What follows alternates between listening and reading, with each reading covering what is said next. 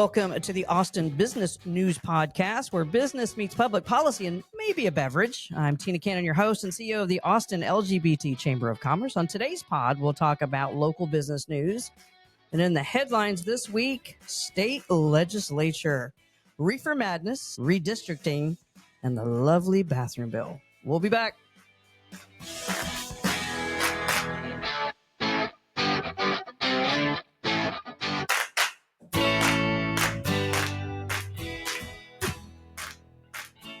Happy end of July. Yay!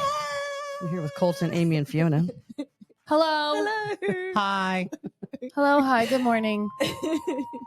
I'm tired of this, Grandpa. It's too damn bad. Keep digging. Oh, man. We survived a good weekend, good weather weekend, pool time. Colton and I on Friday did a little elevated experience with one of our chamber members. I was going to say, I don't think Oh. It was really fun. Yeah. What yeah. did you do? The Elevated Bear is one of our chamber members. He does elevated non-alcoholic beverages, ENAB. Okay. ENABs. Yeah, Scott. Yeah, it's better than just going and ordering like a soda water. It's like Diet Coke. Yeah, it's like a recipe for a pretty drink that actually tastes like you probably should have paid $12 for it versus a Diet Coke. And we learned how to make 2 drinks, went home with 2 super cute recipe cards. Aw. And I really want to go check out some unique teas Yes. to make a fun little drink. Yeah, he had Okay. a bunch of little teas Yeah, and like things to a- make drinks with. Ginger and turmeric tea. Wow. Yeah. And cactus water. Okay. Yeah. Never tried it before. I liked it's it. Elevated. Yeah. How was y'all's weekend? Sounds healthy. Exhausting. What did you do, Amy? All the things. Yeah. Yeah. Did Well, you hang out with us on Friday? I sure did. It was nonstop from the time we finished work until last night. Like I'm exhausted. I was a flower gay this weekend. What did that entail? Hey, you look so cute. Thank you. But we went to the Waitress Yeah. at Zach Theater.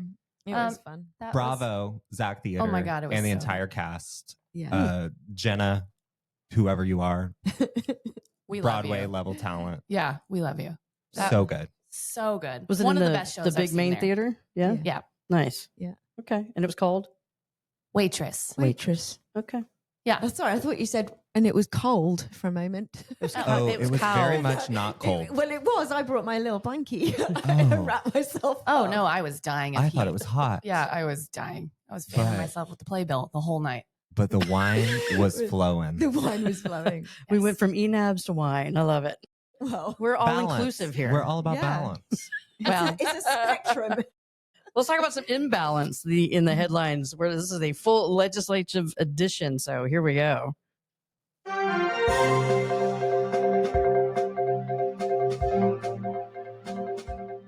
Yeah, the Texas legislature is back. As you all know, the governor called a special session to tackle the hard-hitting issue of hemp-derived THC gummies. That's right.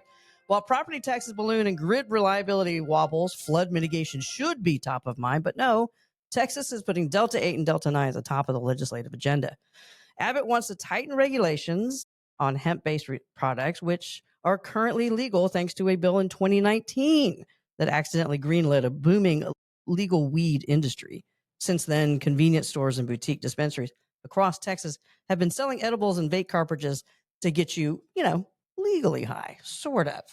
Now, conservative lawmakers are backed by some in law enforcement and some in the liquor lobby, pushing for a crackdown, citing concerns about unregulated access, especially to minors. We agree. Industry folks say it's more like a moral panic than a public health emergency, and fear of a repeat botched crackdown attempts from earlier this year, which the courts did slap down. So why the urgency now? Well, it's a political layup, targeting THC-laced gummies that plays well with certain voters and distracts from more complicated issues like school finance or the state's persistent rural healthcare gaps. Meanwhile, entrepreneurs, small business owners who bet on this legalish cannabis were left in limbo yet again. Texas created the market, encouraged the investment, and turned around and threatened to shut it down. Classic bait then switch. Bottom line, instead of addressing real economic and infrastructure challenges, Texas leadership is choosing to chase gummies. Regulation is necessary. No one wants kids munching on edible Skittles. But political theater should not kneecap an entire industry overnight. The Lone Star State can't claim to be business friendly while pulling the rug out from under legal businesses every session. Pick a lane and maybe, just maybe, let adults have their hemp. Yeah. Yeah. Yeah. That. Leave me alone. Yeah. And they keep saying they've tried to regulate it. Did they? Where? And they should, right? Like you see these guys that drive around in these, vans that look like they're child abductor vans and they're got the little ice cream window of gummies. That should not be legal. I have not seen that. No. What? Yeah. Sounds like a Scooby-Doo van. It does. It kind of looks like a Scooby-Doo van. They kind of hang out like by the bar scenes, Oh, they like up do? and down 6th Street. Oh. And they just, it's like the music plays kind of thing. And they got the little window with all these varieties and they're like massive milligrams. No, I don't love that at all. It's not good. So No, those guys should go away. You shouldn't be able to buy it in a convenience store. Yeah. I don't want some clerk, that doesn't give two shits being able to sell whatever milligram of anything to anybody that walks in. No, Yeah. I But agree. like all these small business owners, very different. Right. Yeah, like the dispensary style. Yeah. Yeah. Yeah. And now this new bill would make it a felony offense to Yeah. distribute.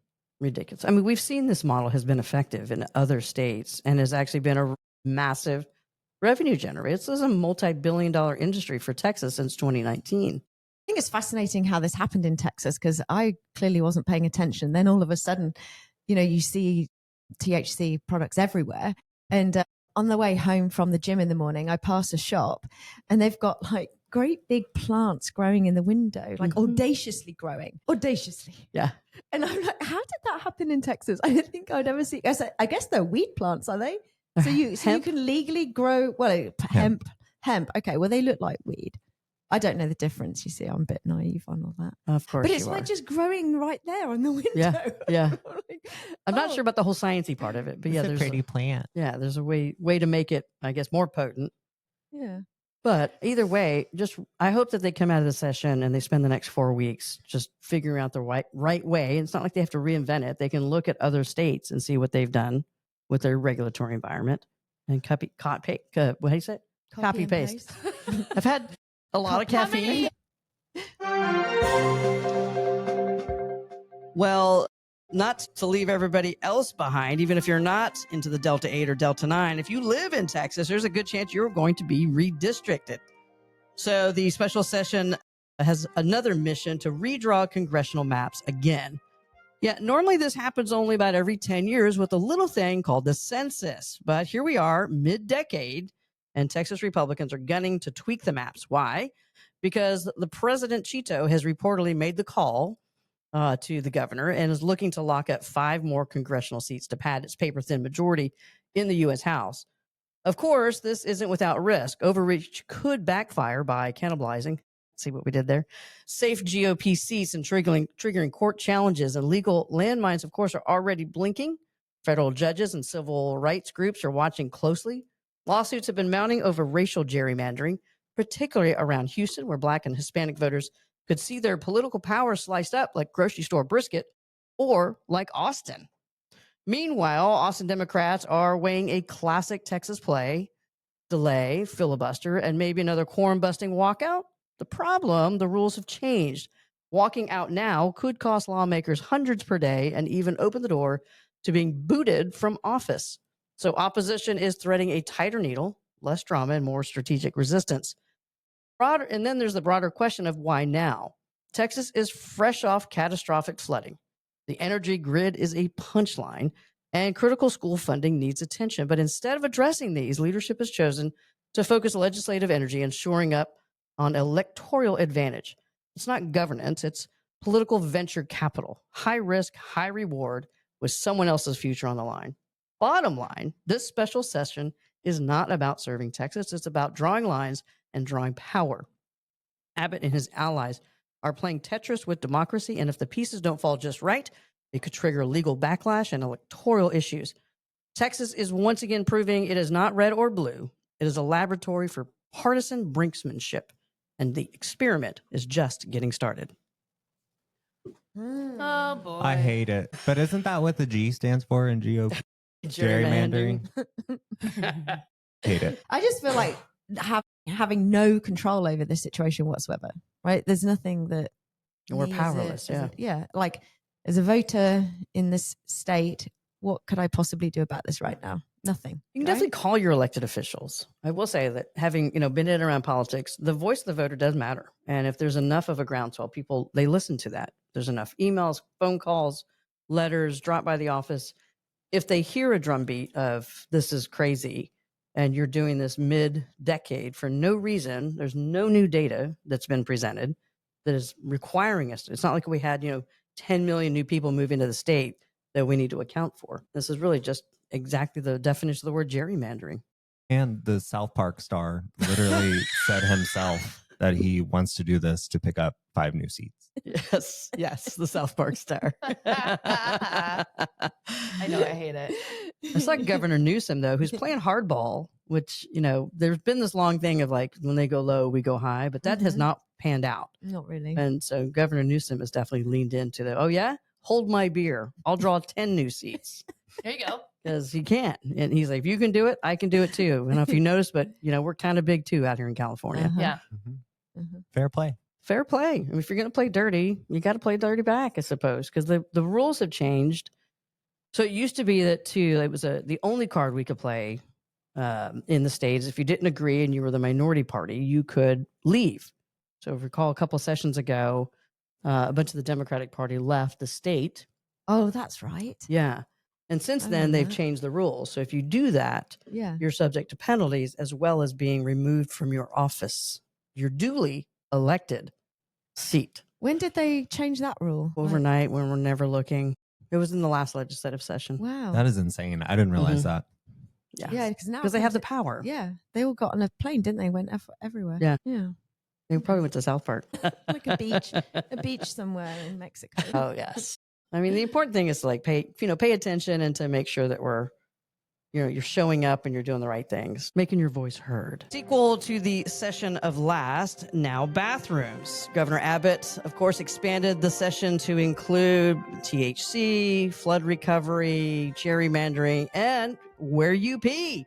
That's right. A bill filed by Valerie Swanson, HB 32, is a redo of her earlier bathroom bill. It mandates the use of sex-segregated bathrooms, locker rooms, shelters, prisons, and state buildings solely based on biological sex at birth. No updated documents allowed. The kicker, non-compliant local governments could get fined, which would nullify any city-level LGBTQ protections. Why does this matter? Well, supporters say it's about protecting privacy and women's spaces, but critics see it as a capstone of a broader anti-trans agenda in Texas, especially given the current flurry of laws defining sex as that assigned by birth. So consequences on the ground, of course, our trans Texas friends face forced segregation in everyday spaces, bathrooms, schools, jails, and shelters. Local authority will take a hit. Cities cannot override these state-level fines, stripping them of autonomy to protect vulnerable residents. But legal blowback, of course, is looming. Civil rights groups warn the bill will conflict with the federal disabilities and prison laws. So, Texas, of course, has a reputation for laboratory culture wars, and this isn't a surprise. Since 2017, bathroom bills have been the GOP's preferred wedge. But this time, with moderate Republicans absent, HB 32 could clear the House and Senate without much friction. That means instead of rebuilding floods, Texas might double down on mobilizing its base ahead of 2026. This isn't a distraction, it's a design. Amid disaster, disrupted lives, Texas is choosing drama. This is high-stakes political theater. Draw the uncomfortable lines now to energize voters, and while that might play in red zones, it tears at civic trust. What's left unsaid and unaddressed, more vital, flood-ravaged towns, mental health, access to health care. Bottom line, Texas is treating bathrooms like chessboard squares, not public services. Bathroom wars might rally the base, but they don't clean up flood debris, stabilize shelters, or balance the budget. At some point, the question stops being about bathrooms and starts being about priorities. So I was thinking about this over the weekend. Mhm. Yeah, what were you going to say, Amy? Oh, no, go. Well, I was wondering if I could possibly go get a meeting with Valerie Swanson. Well, And I would love to go have a little conversation with her. Mhm. I'll listen twice as much as I speak, hopefully. But I'd just love to understand if she actually understands that biological sex is a spectrum and that 1 in 100 people are intersex, and like just have like a little biology lesson. I don't think she will understand. No? And she'll probably tell you to go back to your country. My God. I just feel like it needs to be built into building code now that bathrooms are always private. Always private, and they don't even need to be gendered in the first place. Right. Like it could just be a row of Exactly. closets, Exactly. essentially. Like I don't understand it. Yeah. And there are so many bars and restaurants that are like that. Yeah. Right. Well, we're lucky that we're here in Austin. I mean, it's not Yeah. the same if I'm driving out to Pampa, Texas. Oh, yeah. Like if you have somebody Nothing's in your the same. home, like are you gonna send them to a different bathroom Yes, around? sorry, like, the men's room is no, upstairs. Yeah, please don't use that one. Please go around the corner. Like it's a bathroom. Yeah. Chill out. But Like- like some of these small town places too, like there's only one restroom Right. in the in the business. Right. Because it's so small. Absolutely. And Exactly. where were we? We were talking this weekend about like the men's room being closed. So they were directing everybody. Yeah. Yeah, that was I spoke at the press conference on this last week. Oh yeah, that's what it was. Yeah, and this is a legit story. So you all know Layla, who's in trans-military with me, and she and I did a lot of speaking engagements after that film came out, and so we did a lot of like road trips together. We went through airports together, and I was very much aware of one of my best friends potentially being interrogated or pulled aside or treated like shit basically because of her happening to be a trans woman.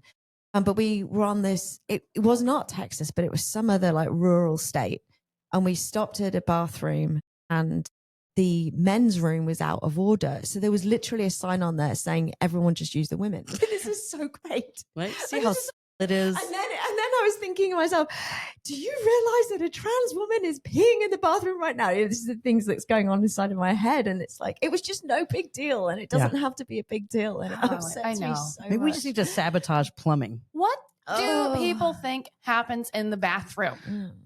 There's been literally no recorded incident of ever in the state of Texas of any person who is trans attacking anybody in the bathroom. I Exactly. venture to guess that Ever. the stats are very much the other way Yeah. Yeah, 100%. of verbal and Yeah. physical attacks. Yeah. And there's already laws in place that make it illegal to enter a restroom or a locker room or wherever with the intent to harm somebody. Right. Yes. So we don't even need the law. There's already a law that exists to Yeah. solve the so-called problem that they're saying is there. It's just horrific. Well, and how like they're it treating people. harms everyone Yes. because anyone that doesn't fit like perceived gender roles Correct. Right. is targeted. Yeah. Mhm. And, I have a good friend of mine who definitely presents more masculine than feminine by any stretch of the imagination. And I know when we go out and about, Mm-hmm. I'll watch her walk into the ladies' room. Mm-hmm. And she's probably also one of those like old school lesbians that just doesn't care. But I can see the look on the faces of the other women that are in the restroom because they just think that a man just walked in. Right. But here she is trying to like just Pee. just drop a deuce, Oh, wow. Well, drop the kids off at the pool. okay.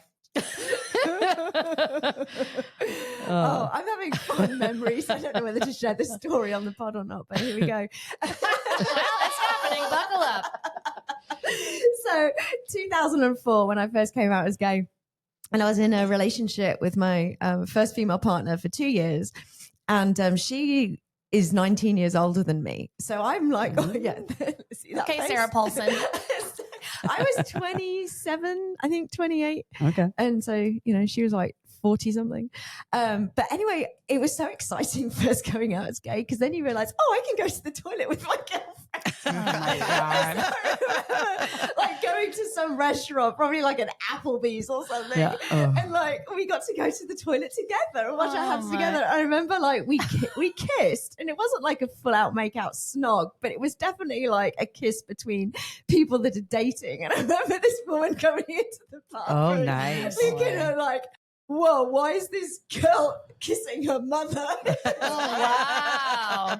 Wait, I think I was at that restaurant with you. What is it with Oh women my God. always wanting to go Anyway. to the bathroom together? See, my wife and I have a rule that we don't. Like, I just. Why? She goes first and then comes back to the table and then I go because I don't want to hear you making noises in there. Oh, wow. But you're married. Yeah. Yeah. Okay. I got lines, man. I got lines. I get it. But like even this weekend, my friend Caroline, she was like, I have to go to the bathroom. And I was like, okay. And she was like, do you want to come with me? And I was like, nope. No, I'm good. And she's like, why? And I was like, Caroline, I'm not going to the bathroom with you. I'm sitting at the bar. Like, so funny. So funny. Oh my gosh. See, that is the gay agenda in toilets. Yes, that's the real gay agenda in toilets. I Good know. night. It hasn't worked for me yet going to the bathroom with Caroline. So Oh my goodness. All right, well, let's take a look at some fun facts with Fiona. Oh, yay, it's me. Okay, so we're sticking to bathrooms. Surprise, surprise. So this fun fact, okay, there's a lot of data in this or in details, so please bear with me. Okay. The first known public toilets date back over 4,000 years, you know, I like history, to ancient Mesopotamia and the Indus Valley, which is basically modern day Iraq and Pakistan. And these early lavatories were communal and practical, designed to share use with no concept of gender and separation. So you could quite happily kiss your girlfriend in there. So there was no stigma around bodily function, like whoever you were, you just went to the toilet in this public setting. And then for most of history, toilets were about function, not gender. And it wasn't until the 19th century Western world that gender segregated restrooms became common, rooted in Victorian ideals of modesty and control, not safety. There you go, colonization. Says the Brit. Exactly. We taught y'all how to do it. But meanwhile, gender diversity has always existed. And this is where it really gets fascinating. In the 2nd century BC Greece, Callan of Epidaurus, an intersex person, underwent one of the first recorded gender-affirming surgeries. That's like in BC. Wow. I think that's Wow. cool. And then in 1906, Karl Bayer in Germany became the first known trans man to medically and legally transition. And then in 1917, Dr. Alan Hart transitioned in the US, living openly as a man, and used public restrooms over a century ago without any controversy. So policing bathrooms based on bodies is a modern invention, thanks to us colonizers. Unsupported by history, science, or necessity. But yeah, and many different reasons why I wanted to bring this fact up. But one is like the existence of trans men, because oftentimes the stories around, you know, preventing trans people from using the bathroom is around trans women, but trans men exist around us all the time. We just don't recognize them as much. And like trans guys have got to go pee too. Yeah. Romans, I'm fascinated by Romans in general, Yeah. just because they were so, like, they would think about a building project that would take, like, I don't know, 112 years. And like, yeah, let's do that. You know, but like one of the big things that they added to modern society and civilization is plumbing. Yeah. Like they did a lot of work around plumbing. Yeah. But yeah, the latrine, Yeah. right, used to be this long waterway that you would Right. just plump your Go do your bum business. on, and the water would just kind of rush down and take it to Mhm. wherever it was taking it to. Mhm. And you just sat in town square and just Yeah. did your business. And So you and your wife would sit next to each well, other. she would have been on the other side for sure. wow. For sure. Wasn't it the Russian, when the Olympics were in Russia, in the Olympic Village, everybody was complaining that the toilets were in just like one open room. Seems pretty par for the course And, for like, communist Russia. Yeah, like you'd just be having to sit next Yeah. to your opponent. I'm like, You hey, would how poop are you? now. Like no divider, Nothing. just a room full of toilets. There you go. Well, maybe it kept down Sounds fun. it kept down maybe on the friskiness that is always goes hand in hand with the Olympics. I don't believe that for a second. I don't either. Like the stories that come away from the Olympics where all the athletes walk away with an STD or two. It's mind blowing to me. You didn't get a gold medal, but we got you this handy Yeah, gonorrhea. Yeah, didn't get many claps on the podium there, but you're still gonna walk away with one. Good grief. My goodness. Well, switching gears, our chamber, of course, has hundreds and hundreds and hundreds of business members, everybody from Apple to, as we call them, small mom and pop shops and everything in between. So let's take a learn about some new members. What do you got for us, Amy? We have one new member. Yay! And many pending. So if you're in there pending, you have emails in your inbox from me. Welcome to the chamber, Zilker Roofing Incorporated. Love it. Yeah, another roofer.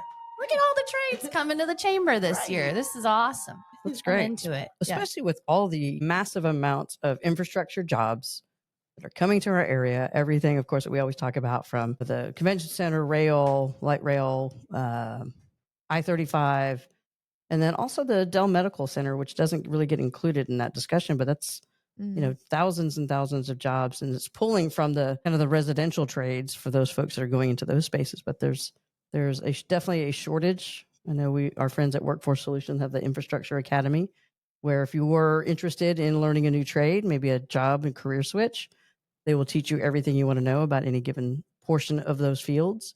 Or if you got a kiddo sitting at home on your couch, just burning a hole through your television, playing video games, like send them to the Infrastructure Academy. Plenty of ways to work in a city that is at near or full employment. So definitely take a look at that. Chamber events, there is no shortage of things to do in this city, especially here at our chamber. Colton will run you through a few of those. Definitely no shortage of events, but there is no luncheon or standard happy hour this month. Instead, we will kick off the month with the DECA Small Business Opportunity Summit on August 1st at the City of Austin Permitting and Development Center. Small business attendees get in for free. Registration is still open, and breakout sessions are on major procurement opportunities, commercial leasing, and labor solutions. And on August 3rd, we are heading to Seattle. DECA is taking 15 plus entrepreneurs, community leaders, government employees, and small business owners to learn how to do business with, to, and from Seattle. You can also mark your calendars for the 5th annual Austin Arts Mixer presented by KMFA Classical and the Austin LGBT Chamber Arts Committee, powered by Thunderticks, on August 21st. Registration is now open. You can enjoy complimentary bites from Alfred's Catering and so many beverage partners. I would like to give a special shout out to the Elevated Bear, who will be providing non-alcoholic cocktails. And there will be plenty of door prizes like show tickets and art-themed giveaways. And then we've got a super fun Sunday Fun Day coming up for y'all on September 1st. The 6th annual Pride in Local Music at 310 ACL Live. Pride in Local Music is free to attend and open to the public. 21 and up. And I cannot tell you how excited I am for this event. And that's probably because Amy and I know a little bit more than you do at this moment. But that is going to change very, very soon. So stay on the lookout for announcements there. And on August 23rd, the Austin Business News podcast will be live at the Austin Pride Parade. Can't make it downtown for the parade? You can watch from the comfort of your couch, or you can join us for another very special event in collaboration with HRC of Austin and Avita Pharmacy. More information on that coming very soon, including tickets, registration. It's going to be so much fun. More soon. Dear listener, you cannot see, but Colton had an emergency happen to his face. God. I wondered if we're going to talk about that. Oh yeah, my face is naked. My face is naked. Scared the shit out of me. I accidentally shaved. So my twin, who looks a little more twinky than I do, will be around for like a week. Don't worry. Yeah, it fills in fast. The real Colton will be back probably in like 2 days. Next time you slackers, now I know what to expect. Like, I thought you were just joking. Yeah, he's like, oh, my twin's coming in today. I'm like, what? I know. I was like, pictures? What? Who? It's young Colton. Young Colton's here today. I love that. But if you want to see him, definitely check out all of the events because he'll be there. Yeah, you might not recognize him. I might have a scarf on. Oh my gosh. Well, as always, we thank you for joining us. If you want to learn more about becoming a chamber member or chamber events, visit us at austinlgbtchamber.com. If you want to be a guest or a sponsor, email us at info@austinlgbtchamber.com. And you can listen to our show every Tuesday, wherever you get your podcast. Be sure to follow, and we'll see you next week.